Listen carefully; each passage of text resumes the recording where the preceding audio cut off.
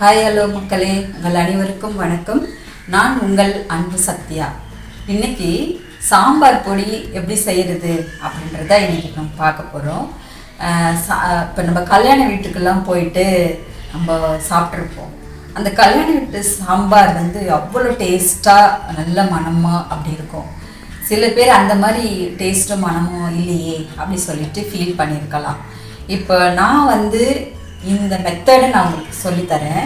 இந்த மெத்தடை நீங்கள் ட்ரை பண்ணிங்கன்னா கல்யாண வீட்டு சாம்பார் டேஸ்ட் அப்படியே இருக்கும். கண்டிப்பாக அப்படி டேஸ்ட்டும் அந்த மனமும் அப்படி இருக்கும். நீங்கள் ஒரு வாட்டி ட்ரை பண்ணி பாருங்கள்.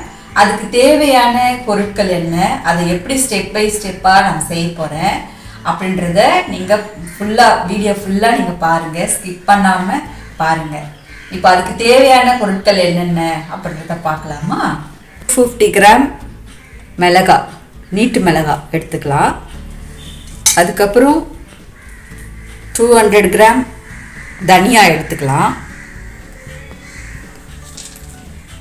கடலைப்பருப்பு 170 கிராம் எடுத்துக்கலாம். துவரம்பருப்பு 175 கிராம் எடுத்துக்கலாம். உளுத்தம்பருப்பு ஒரு 2 டேபிள் ஸ்பூன் எடுத்துக்கலாம். ஜீரகம் ஒரு 170 கிராம் எடுத்துக்கலாம். மிளகு 170 கிராம் எடுத்துக்கலாம். மஞ்சள் நமக்கு எவ்வளோ தேவையோ அவ்வளோ எடுத்துக்கலாம். ஒவ்வொருத்தர் கம்மியாகவும் யூஸ் பண்ணுவாங்க. அது உங்களுக்கு எவ்வளோ தேவையோ அவ்வளோ எடுத்துக்கலாம். புழுங்கல் அரிசி 3 டீஸ்பூன். வெந்தயம் கொஞ்சம் கம்மியாகவே எடுத்துக்கலாம், ஒரு 1.5 டீஸ்பூன் எடுத்துக்கலாம். ஏன்னா வெந்தயம் அதிகம் போட்டால் கொஞ்சம் கசப்பு தன்மையாயிடும். அதனால் 1.5 டீஸ்பூன் எடுத்துக்கலாங்க. கட்டி பெருங்காயம் நல்ல வாசனையாக இருக்கும். இது போட்டால் ரொம்ப நல்லா இருக்கும். இது லாஸ்ட்டில் ஃப்ரை பண்ணணும். இது எப்படி ஃப்ரை பண்ணுறதுன்னு கூட காமிக்கிறேன். அப்புறம் ஒரு கைப்பிடி அளவுக்கு பச்சை கருவேப்பிலை வாங்கி நல்லா வாஷ் பண்ணிவிட்டு அதை நல்லா காய வச்சு வச்சுருக்கேன். இதையும் நம்ம கொஞ்சம் ஃப்ரை பண்ணிக்கலாம் லைட்டாக. இவ்வளோதான் மக்களே, இதுக்கு தேவையான பொருட்கள். இப்போ இதை 1 by 1 எப்படி ஃப்ரை பண்ணி எப்படி அரைச்சி எப்படி பண்ணுறதுன்ட்டு நம்ம பார்க்கலாம்.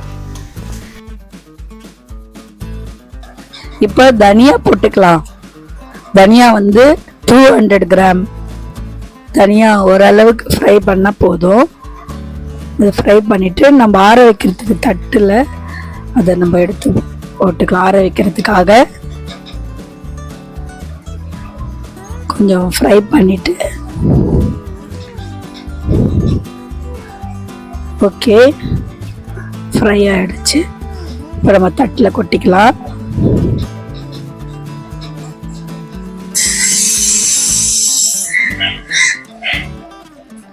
அடுத்தது மிளகு 50 கிராம். மிளகையும் கொஞ்சம் வாசனை வர வரைக்கும் நம்ம ஃப்ரை பண்ணிக்கலாம். ரெடி ஆயிடுச்சு. இப்போ தட்டில் போட்டுடலாம்.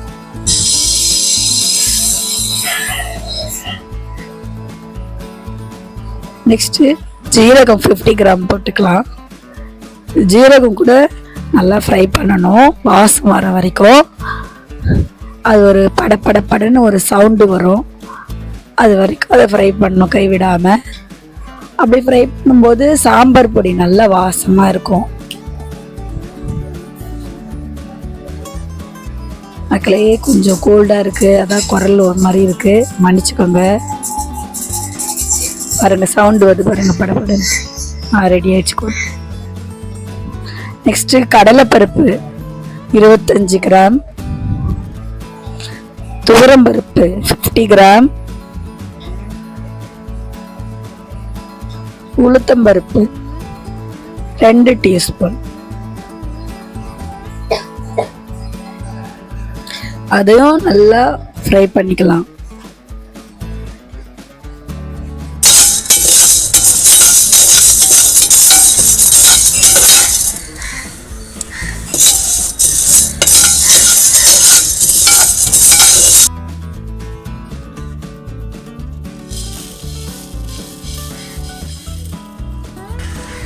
கொஞ்சம்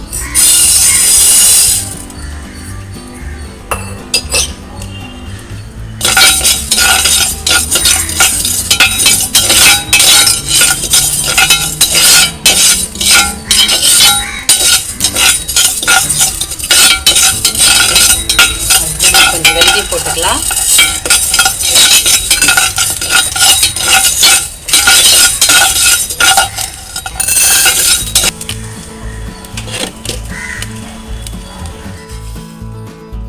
பெருங்காயம் போட்டுக்கலாம்.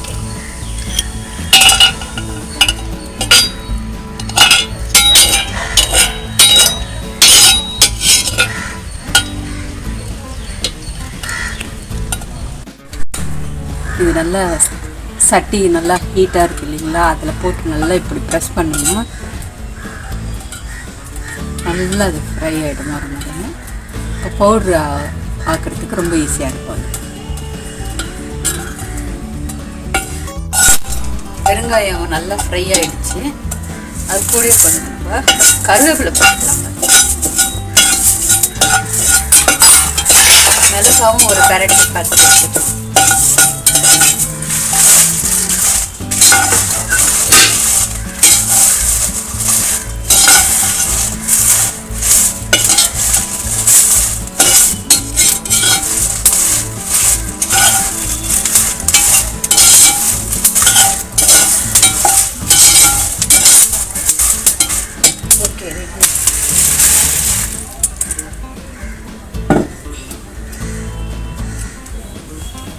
சாம்பார் பொடிக்கு இவ்வளோதான்.